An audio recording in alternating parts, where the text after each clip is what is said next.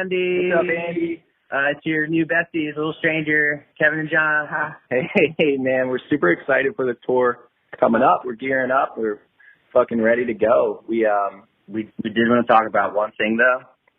We got this email from your tour manager. Just had, like, a couple, like, requests from the band, and just wanted to make sure these were, like, are these true? Are these things true? Yeah, just wanted to run it by you because, I don't know, it felt a little bit weird, but yeah. Just a lot of, like, they said don't look you in the eye specifically, and that we're not allowed to poop till after your set. And I'm just reading this from the email. Yeah, a lot of poop stuff. Apparently, we have to feed Floyd 8 times a day, and we have to provide the live rest. So I don't know, man. Just as fine if that's how you guys run shit on the road, but it's clearly working. Yeah. Hit us back.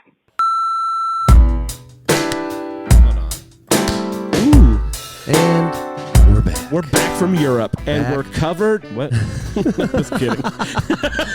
Andy Frasco's World Saving Podcast. I'm Andy Frasco. Finally back in my home in Denver. Feels good. Feels good for the time being.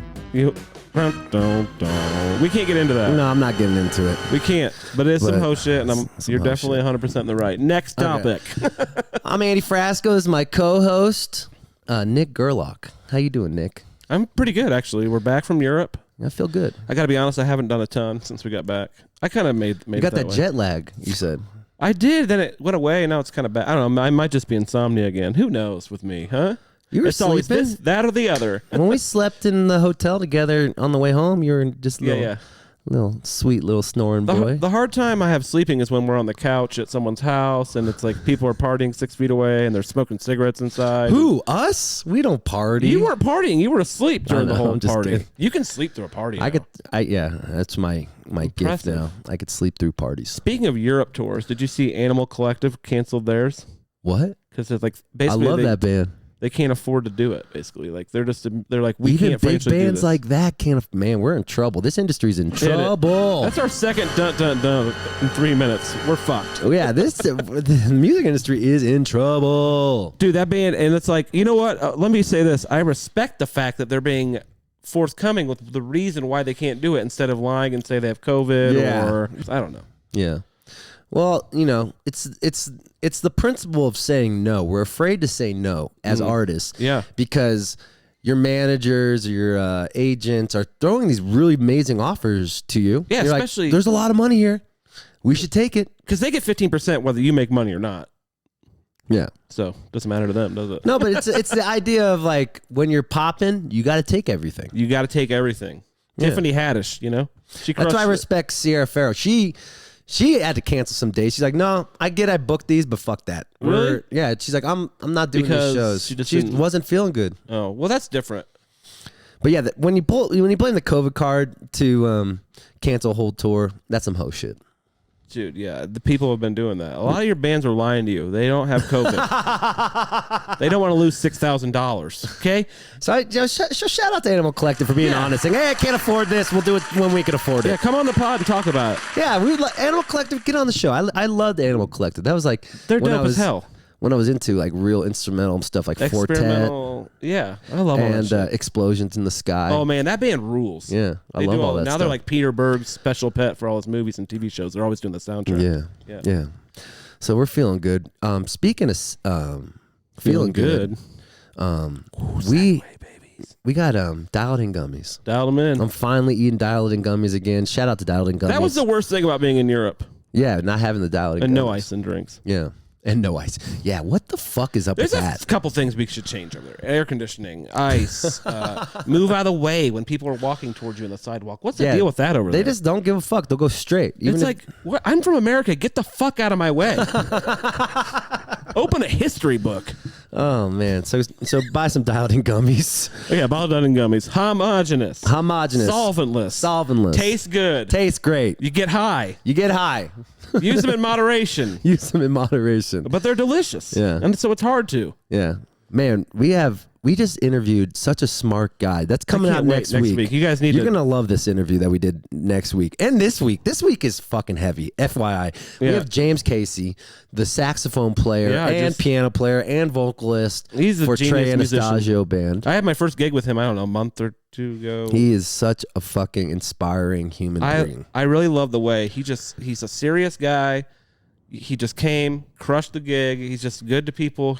He's so much better than he's just so good. He took the best solo I've ever heard in my life. I love when not on a saxophone, just period. You know? I love when you gave me my notes for briefing because I barely knew him, but yeah. You're like, also, he's the best saxophone player that ever lived. LOL. I was like, he's so good, Nicky. He's so, and I don't just go around saying that about people because I'm, I play saxophone. And we talk about the fight. He is fighting for his life with colon cancer. Yep. And he's on tour. Very serious thing. We did some work. He did some World Saving Podcast exclusives. He hasn't really talked about his cancer and what he's dealing with while he's on tour with Trey Anastasio right now. So this interview is really heavy. Stick around. You have to listen to it. I hope you will stick around. Yeah, I don't want to comment on that because he says it all in the interview. So he says it all, and it's so inspiring. Even Bo and I, we finished the recording, and Bo and I looked each other in the eyes like, that was the most inspiring conversation I've ever had. He's in an my inspiring life. guy, and I only spent a day with him just doing that gig. But the man is taking red eyes back to New York every week or every couple days to do his chemo treatment. Yeah, and then going back on tour and probably crushing it. And just it's not an easy gig either. It's like and it's like he's playing. I don't know how many horns he plays in that gig. It's at least 3, I think, and then he's playing keys and singing too. It's a lot, and that music is hard. You're gonna love that. But with the interview we're talking about right now, we just interviewed a guy who is like he's a Princeton and Harvard educated. He was a professor at Princeton. At Princeton, talking about drug reform. He's basically the founder of the National Drug Policy Association. And I gotta give it to us, boy. We were on it. I'm gonna clap for us. He was smarter than us. We did good. Very rarely do I think someone's smarter than me. Yes. But we were nervous going in. Like everyone, like before we did the interview, normally we're like, when we're with musicians, comedians, like, whatever. We drugs. Let's talk about drugs. You want to get high first? But like we really were on our toes. So shout out to Joe, our producer. Shout out to Bo. Hell yeah. Shout out to Nick. We were on our shit. You're gonna love this interview next week with Ethan Nadelman. I've never heard a guy talk that so much and be interesting and valuable the whole time. Oh yeah. Usually when someone talks that much, it's like, oh my God. But this time I was like, all right. It was like taking a college class on drug policy. Right. So that's a great interview. This James, we got some heaters this month, guys. And you got tour coming up. And I got tour next week. Speaking of the music industry falling apart, Andy Frasco will be coming to a mid-major Midwest city near you in the next 2 months. Shout out Indianapolis, November 17th. Yeah, we're doing the whole country with our boys Little Stranger. We just put out a music video. It's going great. Thanks for the response. I'm going to start a Little Stranger cover band called Big Friend. That was pretty good. No, it wasn't. It was bad on purpose. What was I going to say? Yeah, you're going to Indy. I'm going to Indy. Tons of people from Indy have been messaging me, asking me if we're doing a live podcast there. And I was like, we will. Calm down, people. Yeah, the people want a live podcast. As soon as I left Indy, they all gave a shit about me. I know. So what do you think, now that we're back and back from Europe, we could finally be ourselves again. No more getting arrested for being Jewish or American. God. People asked me if that was a true story. I was like, no, we didn't hire people to play German cops. If that wasn't a true story, we'd be amazing liars telling that an hour story. Do you think Andy Frasco can lie that good? No, I can't. No way. You're not a good liar, are you? No. You lie to me? I've lied to you once. When, let me think. Well, don't tell me. When I say, I agree with you, sometimes I don't agree with you. Well, that's fair. It's easier just to agree with me sometimes. But yeah. So we got a tour. We got Dialed In Gummies. We got James Casey.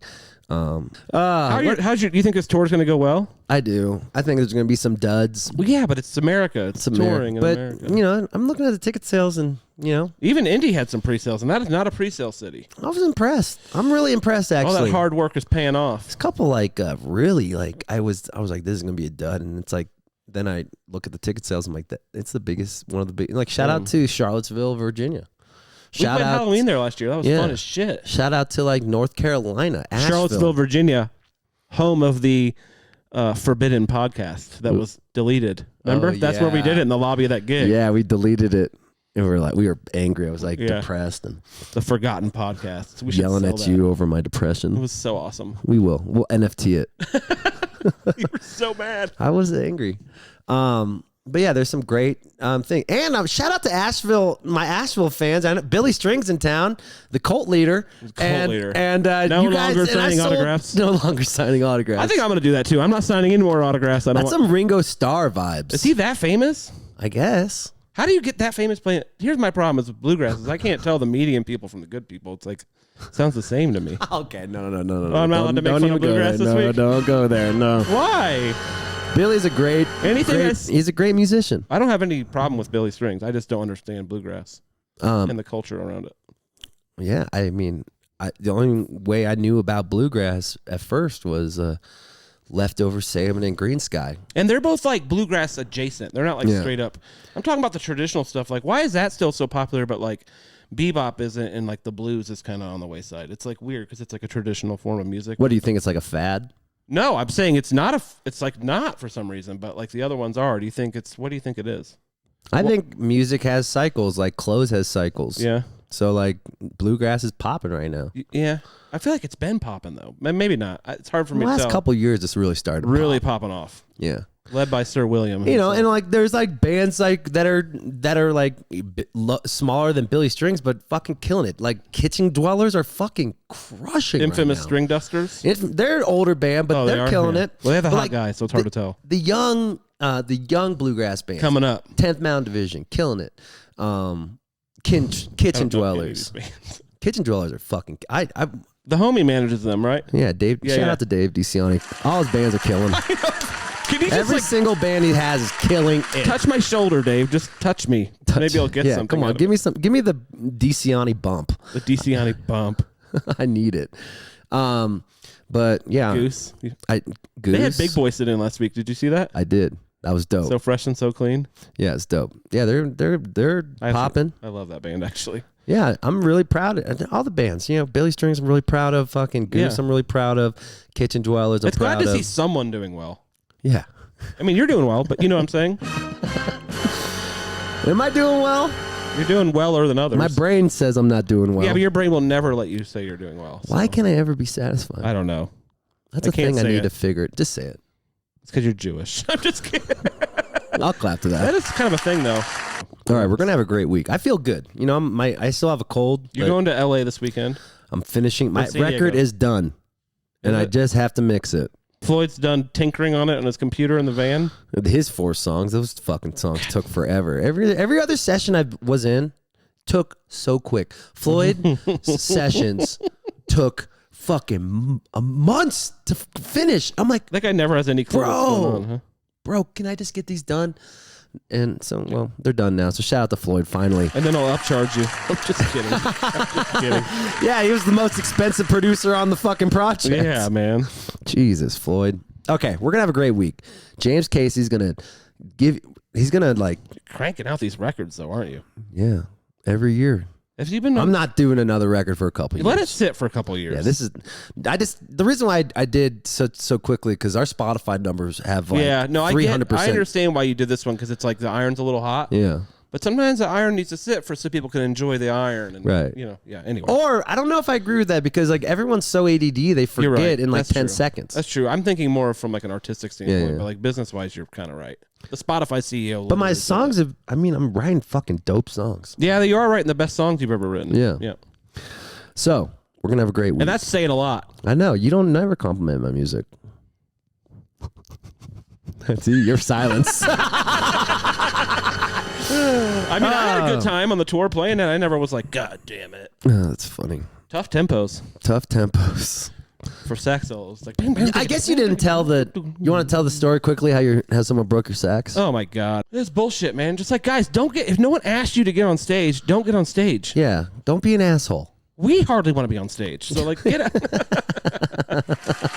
Anyway, I'm not complaining, but that just sucked. The people's champ, Nicholas Gerlach. That sucked. It sucked. And if they don't end up paying for it, I'll pay for half of it. No, that's bullshit. I want this guy to pay for it. I know, but just in case, I'll call socialism doesn't win. Socialism better fucking win. Let's say, okay, I'll put it this way. If this guy doesn't pay, I'm going to vote for Ron DeSantis in the next election.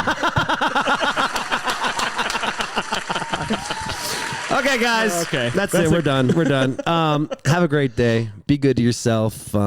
Even if the music industry is fucking taking a dump. Hey, we're all fucked together. We're all fucked together. We're all in this. We're all in denial. We're all in denial. Whatever you say, it ain't gonna change. We're all in denial. All right. Have a good day. Bye.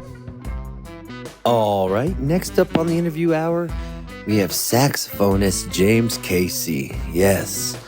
I'm gonna be honest with you, this is probably one of my favorite interviews I ever done. The man is going through a lot right now. He's diagnosed with colon cancer. He's Trey Anastasio saxophone player. And he's going through chemo while he is on tour with Trey right now. And to hear this story of never giving up, staying strong, fighting the good fight, all in between just doing what he loves, playing music, is such an inspiring story, and I think you're going to love this one. So, ladies and gentlemen, please welcome to the interview hour, James Casey. Hey, James Casey, how you doing, buddy? How you doing? Let's go. I love it. I love it. I want to first talk about like what you were like growing up. Was the church really a big part of your upbringing? Absolutely. I just listened to the podcast that you do with Celise, and I've known Celise for a while, but I didn't know that our similarities were so much. So I'm a middle child, and my mom's a pastor, and my dad was a choir director. So growing up in the house, it was gospel all the time. So everything was gospel that was all the music that we were allowed to listen to in the house. But gospel music is basically, I consider it to be the core of every American genre of music. So gospel is the one style of music that has constantly changed over the years with all the genres. So, it's not like I felt like I was sheltered from musically sheltered. It was just maybe lyrically sheltered, and but church was it. So your mom was a pastor? Mm-hmm. My mom's a pastor. She was a pastor for most of my life, and my dad's a choir director. And my mom also plays piano, so I grew up in an extremely musical household. So how hard was it to not cross streams the business of church with the music of church? It was pretty easy. My mom. So okay, in a lot of churches and a lot of situations with churches, they have this idea of musicians should only play worship music. There should be no secular music that comes from you.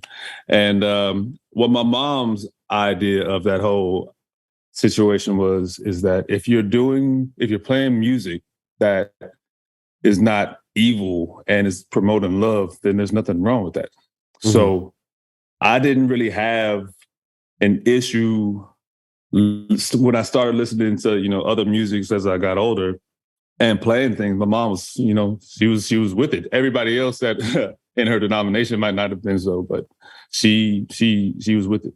Absolutely. That's beautiful. Like, because I talked to Corey Henry, and he said he had a bad philosophy of how they ran. Did you play music for the church, or were you just part of the church? Oh yeah. No. I started playing drums at churches when I was around 3 or 4. I started playing drums at church professionally when I was 9. Oh my God. Are you serious? Yeah, no. Yeah. No. So that's kind of how it works in there. It's like a feeder program of musicians. So when you're a kid, and I don't know. I don't know about for everybody else, but at the church that I was at, when I was a kid, I gravitated toward the music. I was obviously always at the music. And usually at church, there's usually like 5, 6, 7 kids, depending on how big your church is, who will, they'll end up, hanging around the musicians because they like it or whatever. So, yeah, at my church, I was, okay, so growing up at that church with my family, the way it was, I was basically at church every single day of the week. It was Monday, I was at church for, church, school. I was a little kid. Tuesday was some sort of Bible study. Wednesday was some sort of rehearsal. Thursday was some sort of rehearsal. Friday was some sort of rehearsal. Saturday, you definitely had the children's church rehearsal, church choir rehearsal. Sunday, you had to be there. You had the 8 o'clock service, choir, say 11 o'clock service. And if you were playing, you had to do it all. So, yeah. And so that's basically that was my life from the time I was a child to when I went to college every week. Did you ever resent church because you had to be there every day? Yeah. Well, not church. I love the music so much that I could step away from all the things that I didn't particularly care for and I didn't particularly, agree with. But the music was so good. The music is so good. And the music is such a teaching ground that you kind of, I learned to deal with it so I could continue, to learn from the place that I was. What did you not agree with how the church was running things? So, again? What you said you didn't agree with some of the things that they were doing. What were the things that you were disagreeing on? Things that I didn't necessarily agree. There's a lot of there are a lot of religious things, like religiosity things that people have been doing, passed down from generations and generations in churches. And a lot of times they don't necessarily know why they're doing them. They just have been doing them for years, and it's just what's been done. So that's what needs to be done. And me being a kid and very curious and inquisitive, I was always just like, well, a lot of this doesn't really make sense if we're looking at it from a modern perspective of what they were thinking about back then, or back then perspective of what they were thinking about back then. Like if we're trying to extrapolate what they were believing into our day of, our reality of day to day, it kind of doesn't really work on a lot of levels. So seeing that as a kid, I was like, well, I love music, so I'm just go here and play these drums and and learn some more about this stuff over here. Is music always been your getaway from life? Yeah. When I was a kid, I just played my dad's records and like we would dance around, and that feeling that I had, or just like bang on pots and pans, and that feeling that I had as a kid, it's the same feeling I have right now when I get to create with in real good situations. It's the same love that I have. It's the same excitement. It's the same joy that I had when I was a little kid, which is really the only reason why I do this. Yeah, because the other shit is bullshit. The other part of this industry is bullshit. I mean, it's like, how many red eyes I've taken in the past week? I feel you, man. I feel you. It's draining. It drains your body, and especially, I don't know if you want to talk about this, but you're going through cancer, correct? Mm-hmm. So, and how hard? Yeah, and I would love to talk about how straining this music industry is on your body already, versus how straining it is to go through chemo and go through cancer. How do you fight through both things to figure out what you want in life? That is a good question. How do you fight through things to figure out what you want? I already know what I want, and I know what I want to do and have with, you know, with the time I have and with the, you know, the space I have. I know what I want. I know what I want to put out into the world, and I want to create. You know what I'm saying? That's my thing. My thing is creation. My thing is like making things and building things and growing things. And that might be building the solo. It might be building a business. It's just some sort of thing that I get to do. And that does it for me. And because that does it for me, I have to make that happen in my life.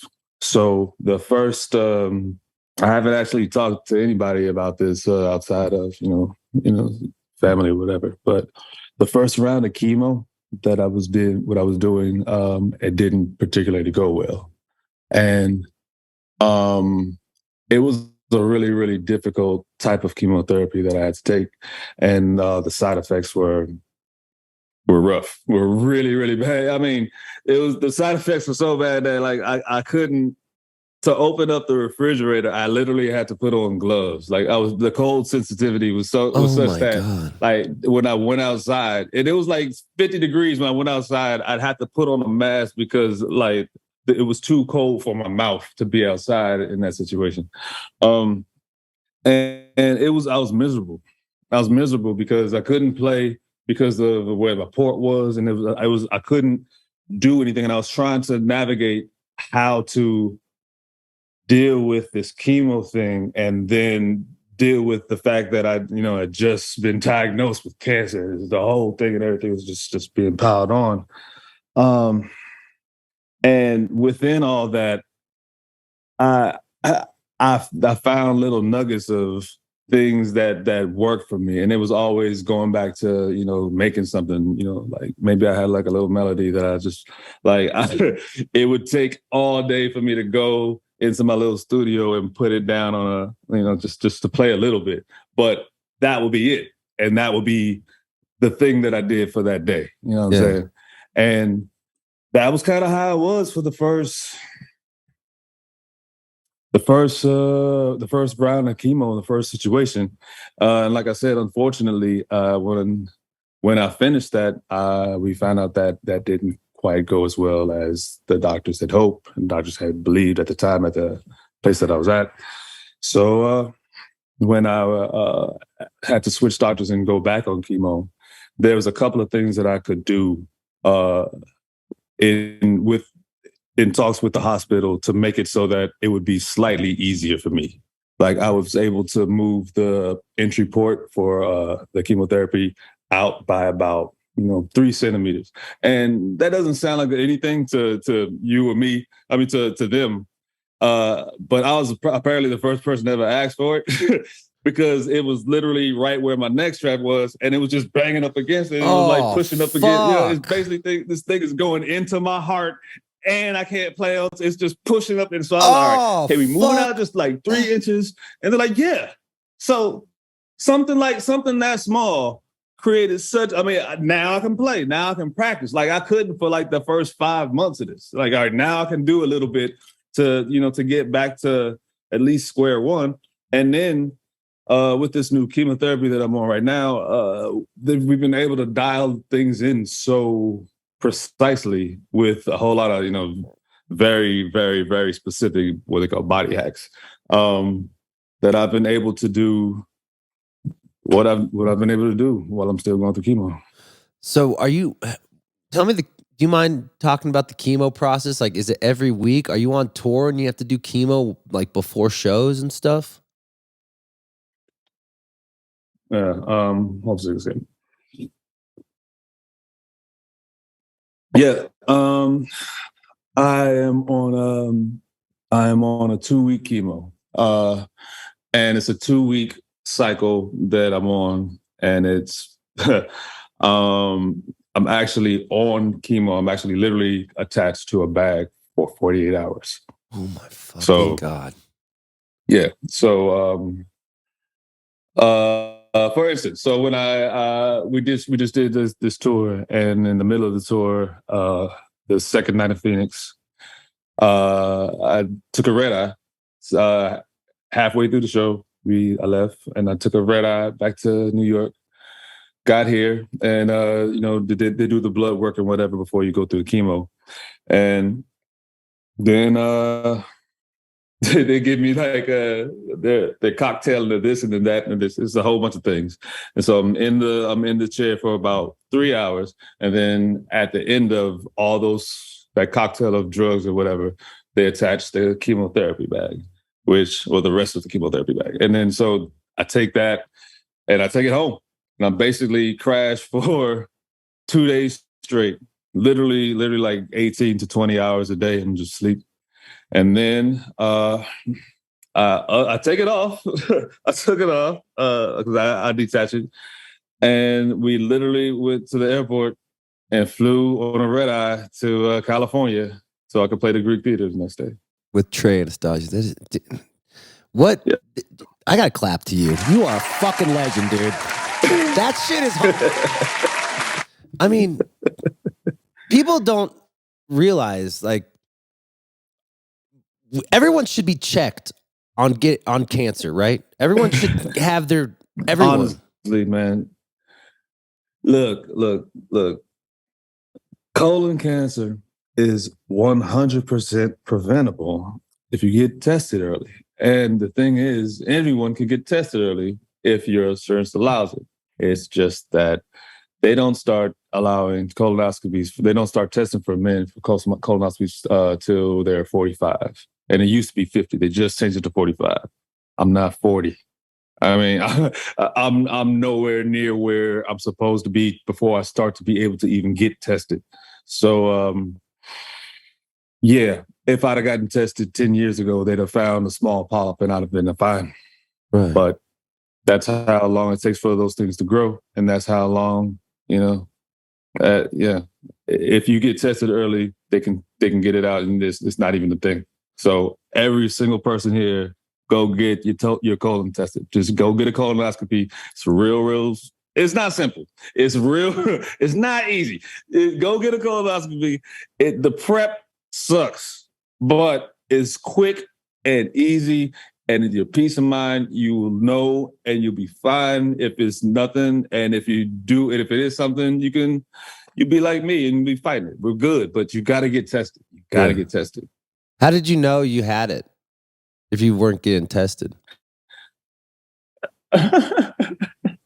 So, I guess I haven't really delved into the story anyway. No, y'all getting exclusives. Let's go. So I just gotten back from Hawaii, and we were in Denver for the Billy and the Kids shows. And while I was out there, it was like my stomach felt a little off. Like someone was gassed, something like that. Maybe it's the altitude. I always have issues up there. So I was like, maybe something's going on. So I thought it was nothing of it. Ended up playing those shows, had a great time. I came back home to New York, and a week later, it was so bad. I was like, all right, I think I might have appendicitis. Like something's really, really wrong. It's like I feel like there's like a balloon in my abdomen. Like maybe like, all right, let's go to the hospital. Went to the ER, and they did a bunch of tests, and the ER doctor said, we think you have a thing called colitis. So we're going to send you home with some antibiotics, and we need you to go see a specialist. Like, oh, okay. All right, then go home. Then the ER doctor actually called me while I was at home. She said, James, I need you to go to get a colonoscopy. Like, I need you to go to get a colonoscopy. Like, I've never heard of an ER doctor calling a patient later. Right. Like the next morning. Like, no. It's okay. James, I need you to go get a colonoscopy. I'm like, oh, okay. So I call, to get a colonoscopy. They signed me up for one the next week. All right, whatever. The next day I call up. I'm so glad I had that lady's number. So I called her back. I was like, I'm sorry, ma'am. I'm starting to be in a lot more pain, and I don't know, like the antibiotics are doing anything. She's like, yeah. You come back in right now. The antibiotics aren't doing anything. If you're still in pain, come back in. I go back into the hospital. She literally calls the doctors that are at the hospital to let them know that I'm coming through. I get there. The ER doctor, the ER doctors take the chart to the ER surgeon. This is 2 days after I was there the first time. They take it to the ER surgeon. The ER surgeon comes back and says, you all overread the chart. This is nothing. I would have told him to go home anyway. I tell him I'm in a lot of pain. He's like, well, I mean, I guess, we could keep you here for, pain management, but that's all it would be. It just take some aspirin and ibuprofen. I was like, what? Okay. That's what he said. The other doctors, it looked like they were pained. So I go home. The same ER doctor from before calls me again and says, James, I just want to make sure that you were going to go get a colonoscopy. I said, I am. She called the doctors to make sure that I could get an appointment with it. All right. 2 days later, my stomach is distended. So the right side of my stomach is out by at least 5 inches. I am in so much pain that I can't do anything anymore. I go back to the ER. This is 3 days later, and now my colon is completely blocked. The tumor that I didn't know that I had pierced through the other side of my colon, and was like everything had gone bad right then. So I'm in the most pain that I've ever been in my entire life, like thriving, agonizing. So I have to get emergency surgery. They cut a fifth of my colon. Oh my God! What the fuck, because man? the tumor they had to cut a fifth of my colon, and I'm in the hospital for 8-9 days, and then a couple of weeks later, start chemo. So that was that. I went into the hospital on August 1st. What was your mind? That was when I finally that was emergency surgery that day. What was your mind going through when you knew something was wrong, but these doctors are telling you nothing is wrong? And also, like, how did it happen so quickly? Like, everything happened so fucking quickly since you got out of the hospital. Yeah, everything happened fast because it was a problem. Like I said before, colon cancer, it takes about 5 to 10 years to actually form and mature. Like, it starts with a little polyp, and and it connects and then, matures over time. I had no clue. I had no idea. And then when you go to looking back on it, the ER doctor saved my life. 100%. She was trying her best, but she couldn't tell me that it wasn't like what the actual problem was, even though they knew at the time because they did a CT scan when I first got there. But it wasn't an emergency, technical emergency. What? So if it's not an emergency and I'm in the emergency room, they can't tell me what that issue is. That's against the hospital. The protocol. You know what I'm saying? Yeah. So right. So I had to end up going back there 3 times, going through all this mess, like just for them to end up having to do emergency surgery. Like, you're about to die. We need to cut you open. But 2 days ago, you sent me home because it was nothing. What's going through your head there?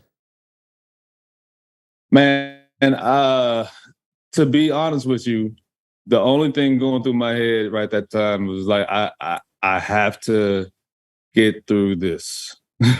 Yeah. I got to get through this. I don't know what this is. Because once they start saying things like tumor, like, all the rest of the stuff in your head just kind of goes away. It's like all of a sudden the only thing that's loud is that word, tumor, or cancer, or this, or like it wasn't cancer. It was tumor. It was growth. It was like these things that you've heard these things before, and like everything's getting louder and louder and louder. And then you find out that they could have done something while I'm thriving in pain. They could have done something. They knew what the problem is. They could have at least done more than what they did. And they couldn't because of protocols in the way the system works. And I don't know what to do, but I'm going to try to find a way to, do something, like find a way to to talk to somebody, to have some sort of advocacy work with that. Cause the way that my hospital interaction happened, I should have died. Yeah. It was in the pipeline for me to go, because had I not had insurance, I'd have been gone. Yeah. Had I not thought about and I didn't right before there, it's just because we were in Hawaii, so I came back and I had to, re-up with the Obamacare. Right before it, literally days before, I was like, hey, I think I need to go to the hospital. Like, all right, let's make sure that you just got back in town. Cool, you good? It'll retroactively work starting on the 1st. Go to the hospital, please. One for Obamacare, we did. That was that one. And then got the rest of my insurance and everything. Man, yeah, it's Do you believe in it's a lot. Do you believe in serendipitous moments like that? I'll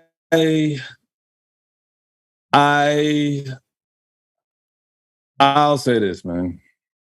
There are things that I don't understand, and there are things that I will never be able to, it might not be something I can be like, oh, it was this, it was that. It's something, but I keep telling people I'm in the best of the worst case scenario, because I'm still here. Yeah. I'm in the best of the worst case scenario, because I'm in a situation where I have the means to at least right now take care of myself. I have the means to be able to. I can go to the hospital, an amazing hospital, and if that one didn't work, I could have gone down the street to another amazing hospital, because I'm in New York. That it wouldn't have happened if I wasn't here.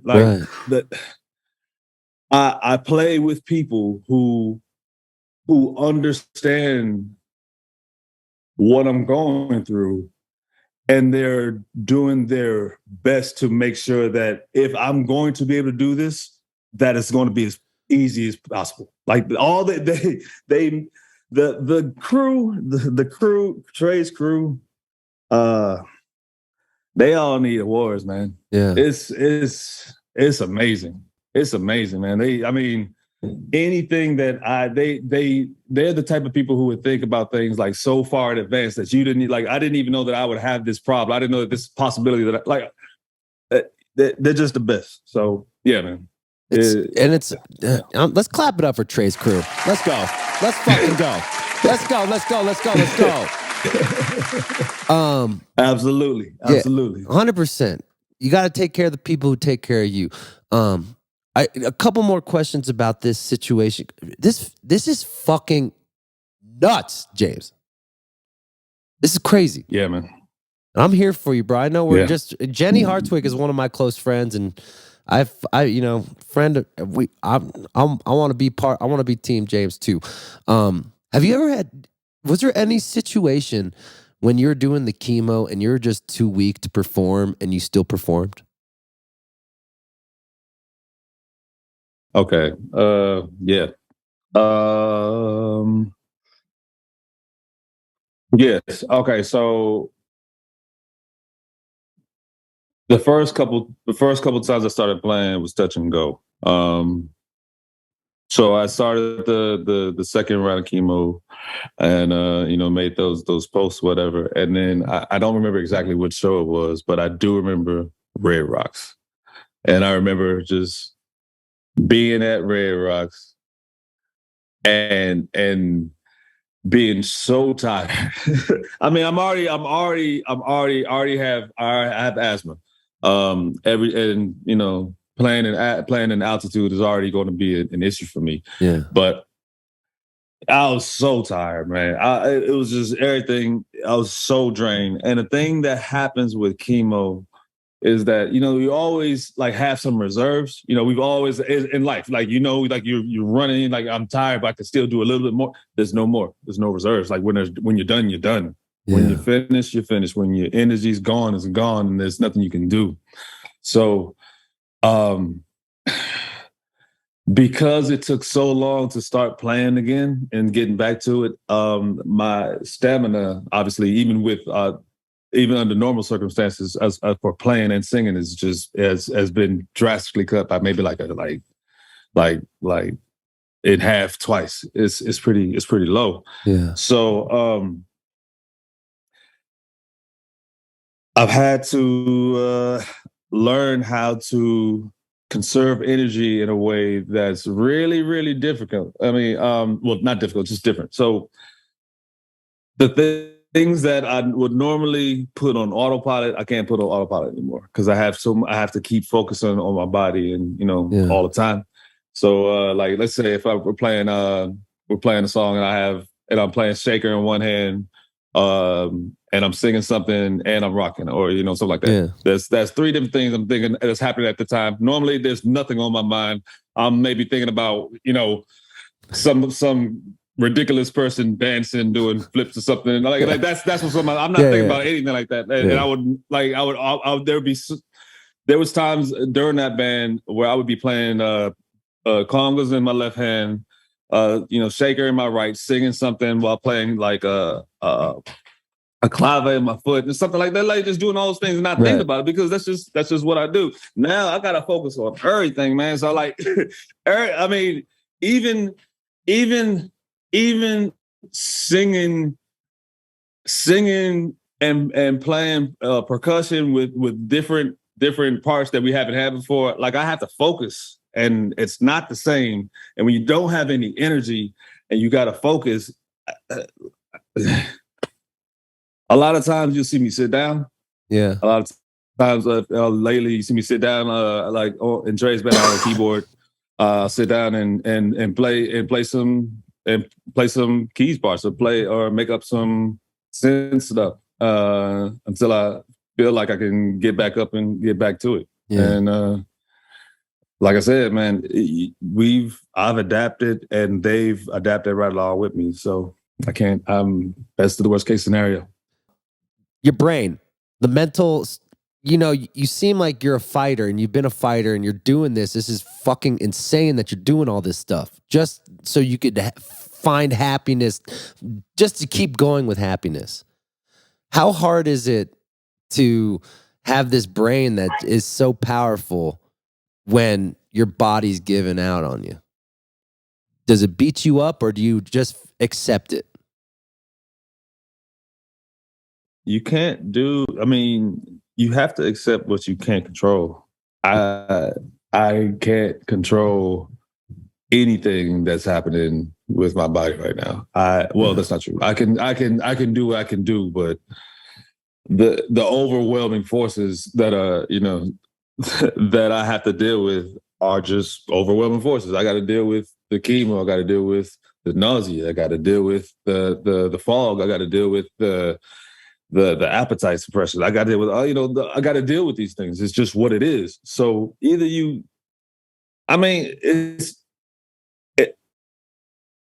if there's a problem right in front of you, you can either fold under it or you can figure out a way through. And that's kind of how I've been my whole life. And so with chemo, I mean, things is rough, but you find a way through. Like, I mean, you see me drinking coconut water. I drink like 5 of these a day because we need crazy electrolytes during the chemo process. I don't know. And to be honest with you, I literally forgot the question again. So I hope I'm answering the right question. No, you totally are. No, it's basically it. It's you briefed on it. You've had to fight your whole life, you said. What was the other things when you were a kid that trained your brain to fight?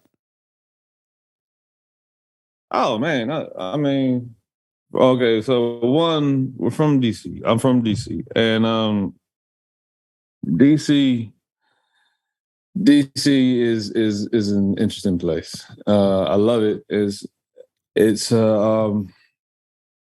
home, but DC in the 80s was a real interesting place. It was a lot of crack, a lot of violence, and a lot of, whatever, but it was still love. It's home. Yeah. And my parents, shielded a lot of that from us because my mom being a pastor and all. But then we moved to Arizona, and Arizona was like a wake-up call of wake-up calls, going from being, in like DC was all like 80% black at the time. Right. And moved from there to Arizona, which was literally 2% black. That that whole time was just an eye-opening experience. But like eye-opening experience after eye-opening experience after eye-opening experience, like dealing with teachers who don't like you, teachers who are racist, students who are racist, teachers who don't believe the students. I mean, who are racist, like all sort, like getting into fights with, gang fights in the suburbs. It was like it was a lot, like suburb, like it was like suburban gangs. It was crazy. Anyway.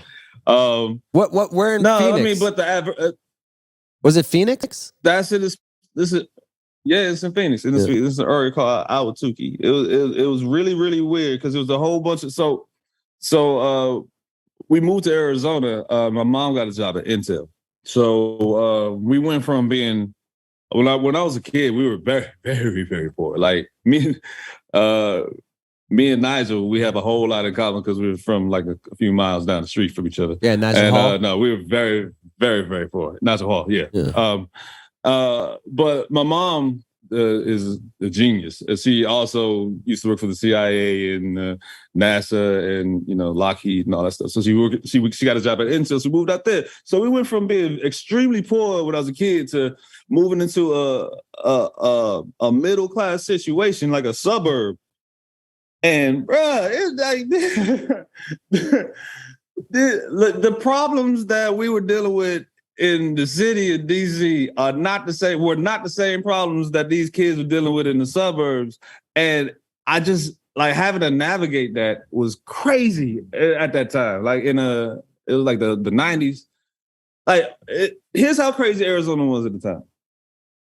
In DC, by that time, I mean, by the time I got to Arizona, I knew about go-go, I knew about, hip-hop, Tribe was one of my favorite groups, De La Soul, everything. Like, I knew about all that stuff that was going on musically at the time.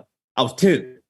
Right. I get to Arizona, they literally, the movie Friday, they waited 6 months before it would come out in theaters in Arizona because of of gang violence. Yeah, they literally wouldn't play.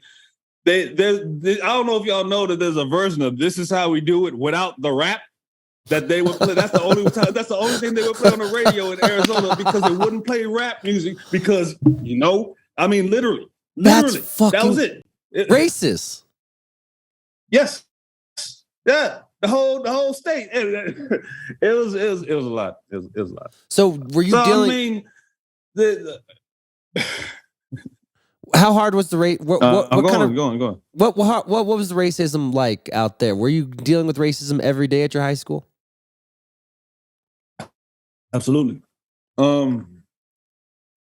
But there wasn't a whole lot of overt racism from like the the administration. There was a lot of that's not true. I definitely had a teacher in 11th grade who literally told other students in the class that James is always high. James is all like literally just like James like just wrote me off as a student.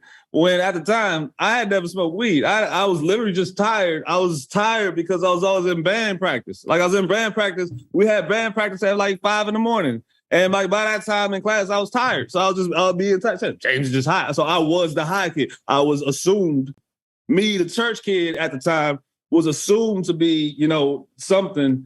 And so that I was just written off.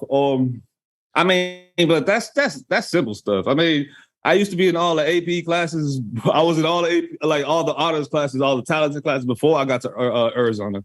And then when I got to Arizona, I tried to test into all of this. They're like, maybe you shouldn't be in there. Like I literally had to force myself into the higher classes, like into the AP stuff, because they just didn't see it as viable. But play football. Yeah, it's anyway, so fucked up. That is so fucked up, dude. They'll make you play football, but they won't so easily. But you getting into AP classes was a pain in the ass.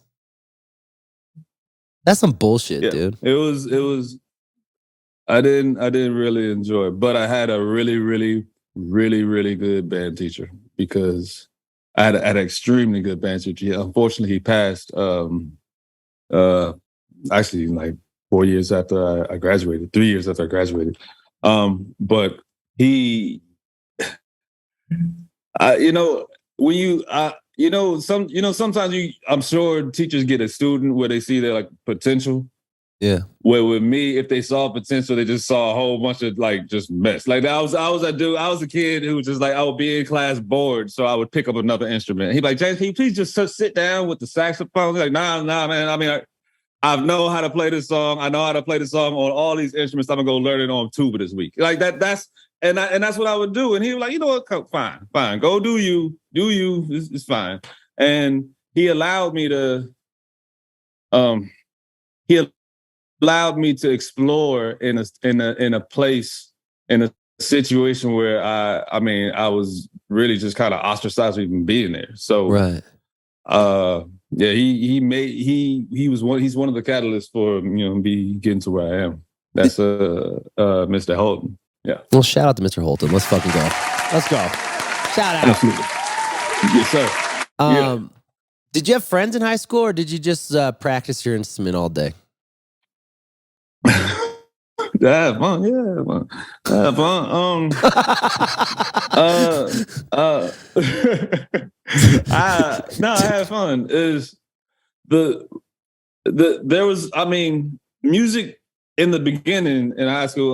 While I loved music, that wasn't necessarily a focus like that. It was sports, and then I tore my ACL my freshman year, and yeah. What was your sport? I tore my ACL and my football. Cool. And I ran track. I could jump pretty high, but I was fast. Yeah. But the thing is, my dad and so I tore my ACL, so I'm out. I'm laid up. I have nothing else to do.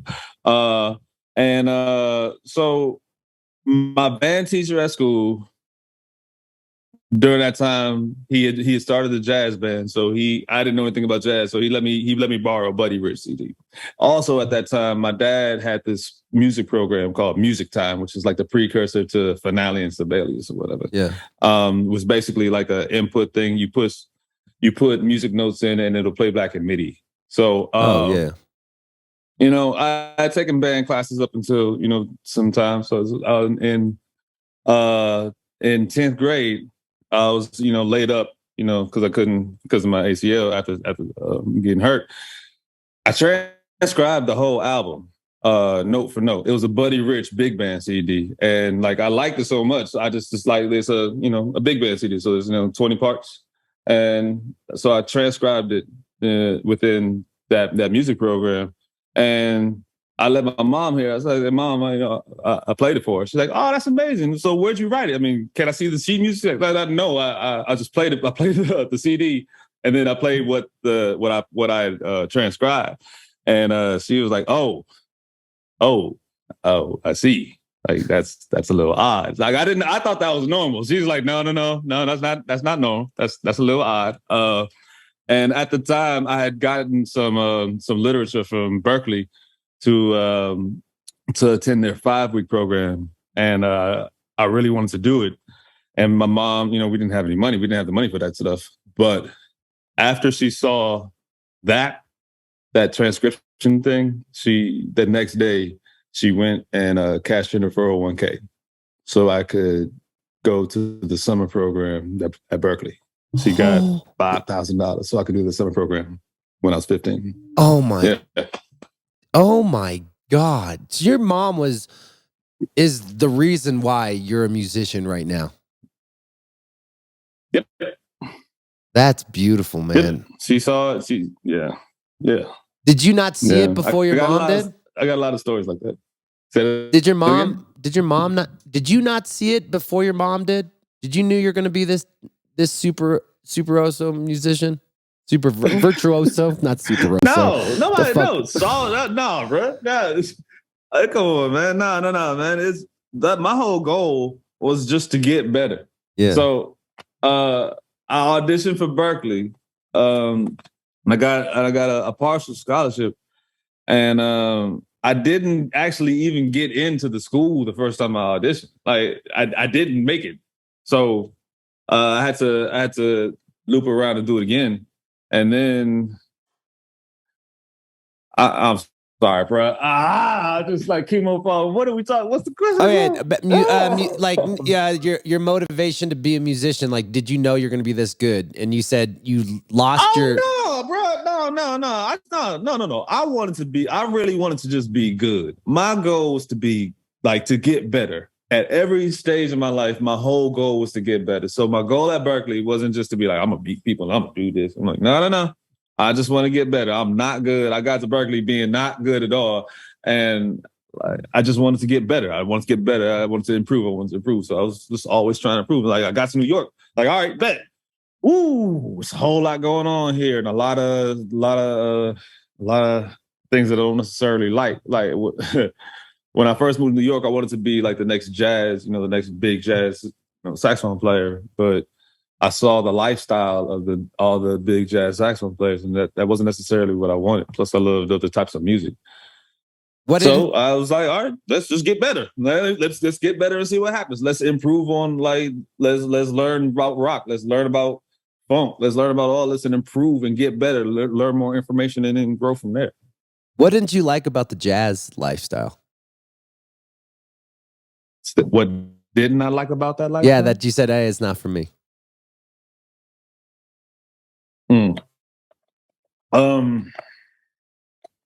The chasing ghosts.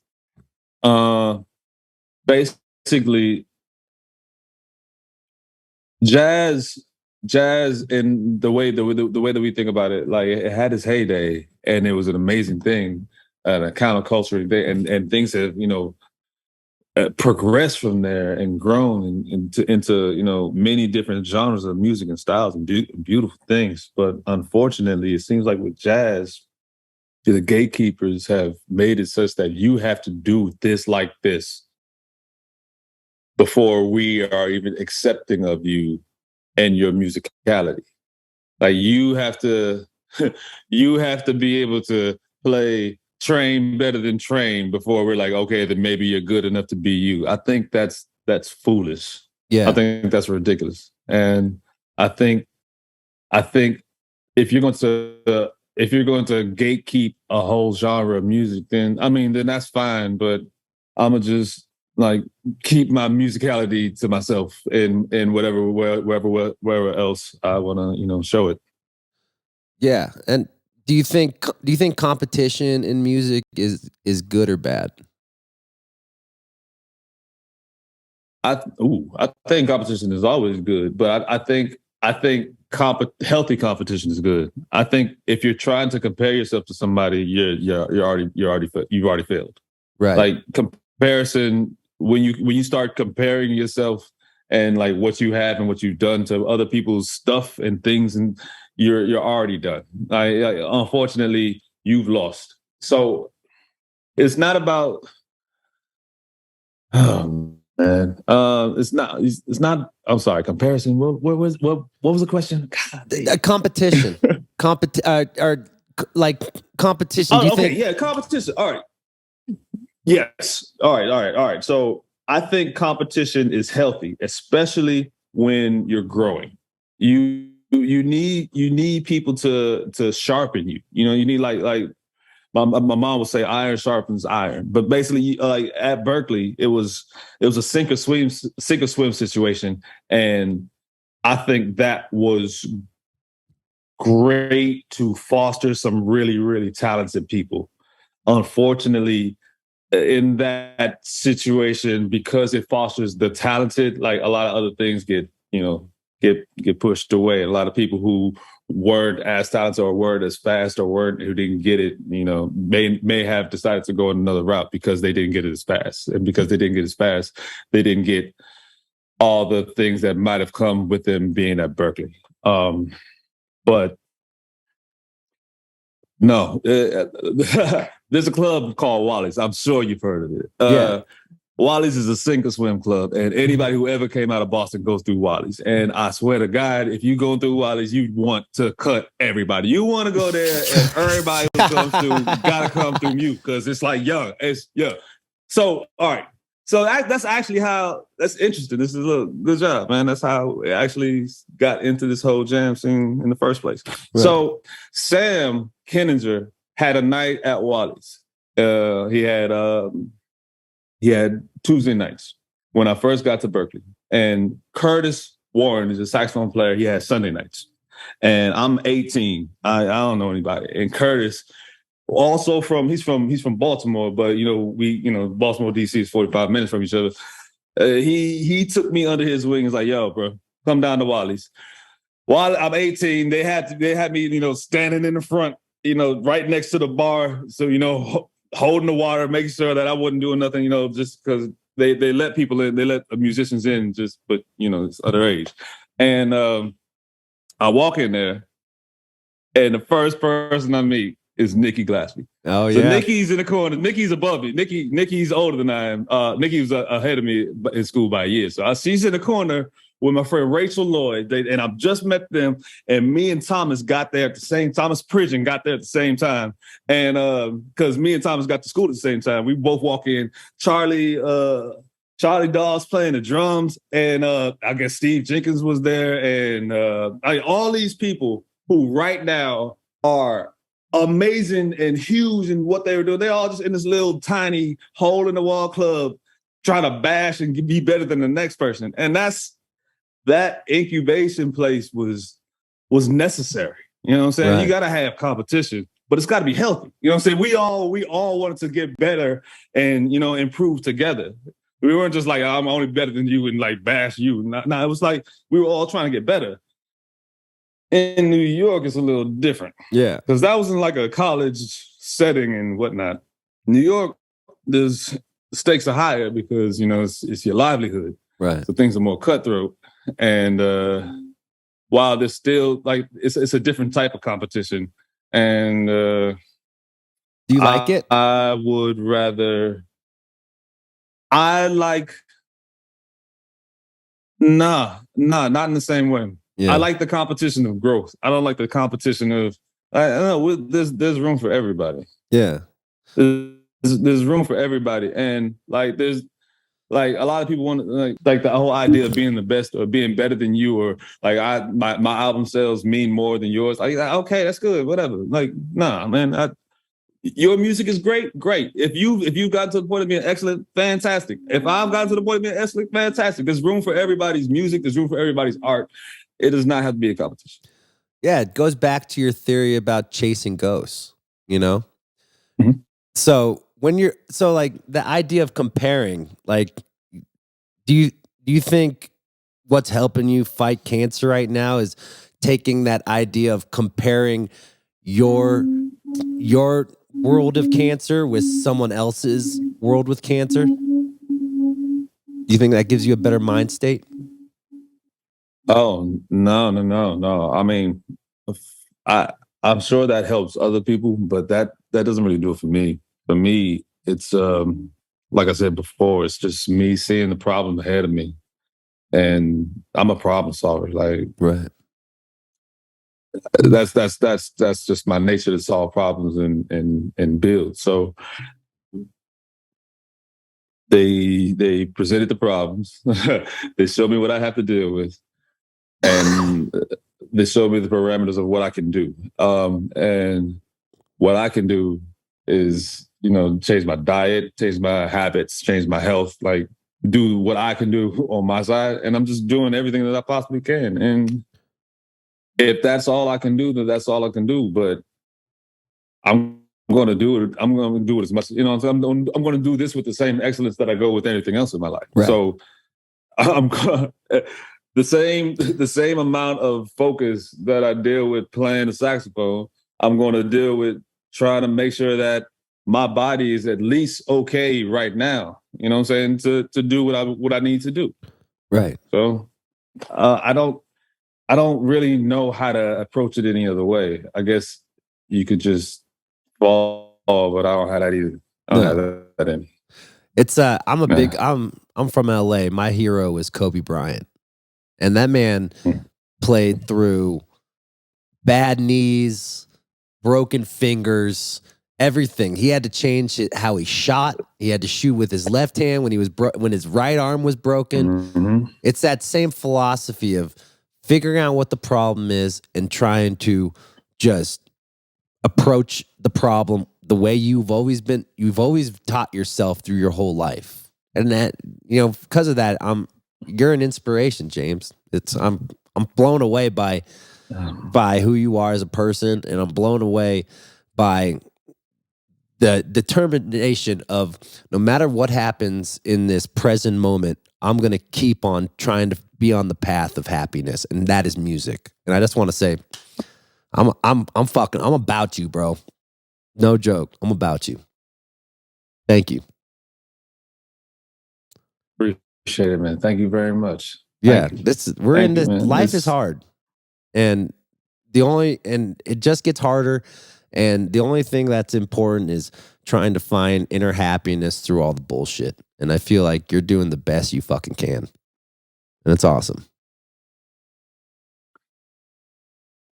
Appreciate it, man. Thank you very much. And I look, there's a lot of people who make this possible.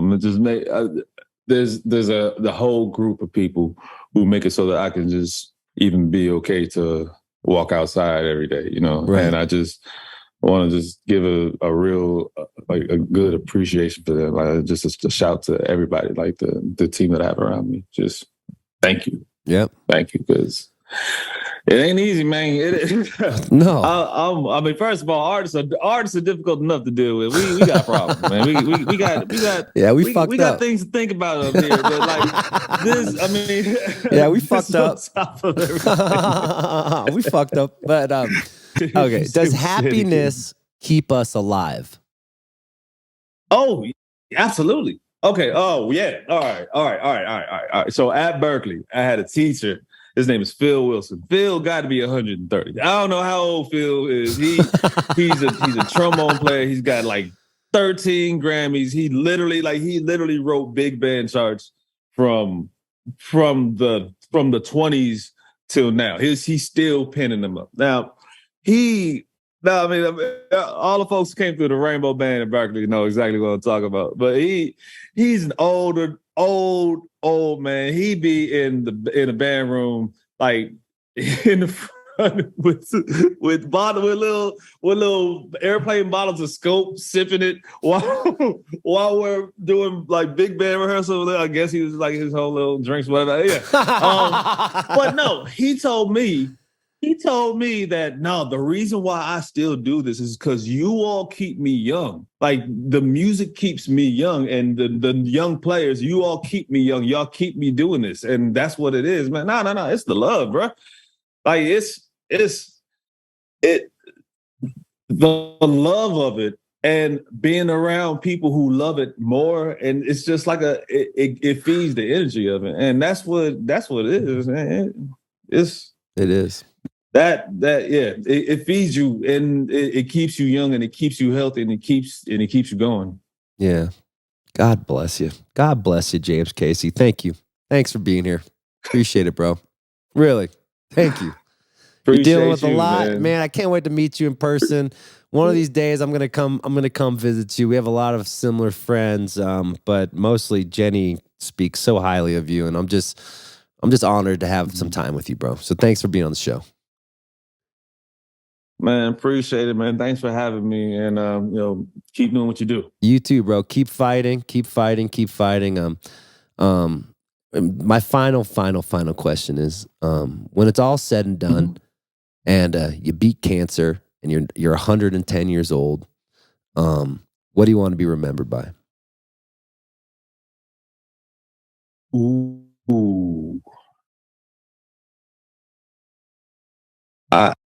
I want to have left this place better than it was when I got here. In some way. I am I've never released any music. under my own name, and I'm in the process of doing that right now. So I guess this is the first time that's out too. That's, I mean, it might be just my upbringing, but just be a better person. Like, be better.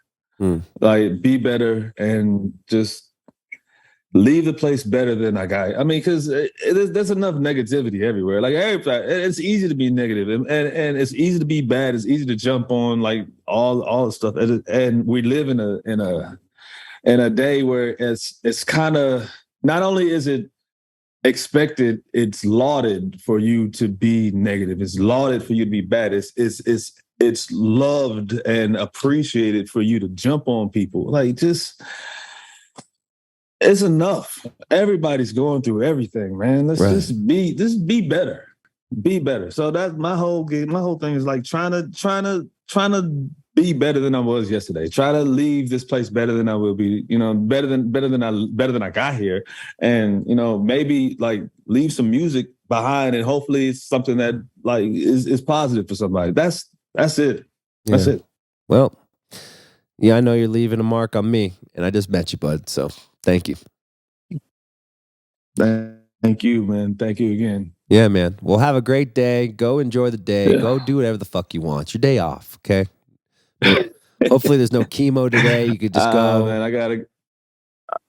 What do you gotta do? I gotta get a CT scan in 2 hours. Jesus. CT scan in 2 hours. Yeah. Fucking A. Well, keep fighting, buddy. I'm here for you. Thanks for being on the show, James. Thank you very much again. Yeah, we're in this, bro. I'm a musician too, and we're in this shit together. How hard it is just to be a musician, and for you to fight being a musician and have chemo. God damn. Thank you. Man, I appreciate you. And the fact that you actually talk to the people and letting, getting the voice for, a lot of us, we really appreciate what you're doing, man. We're in this together. Keep it doing. Always and forever.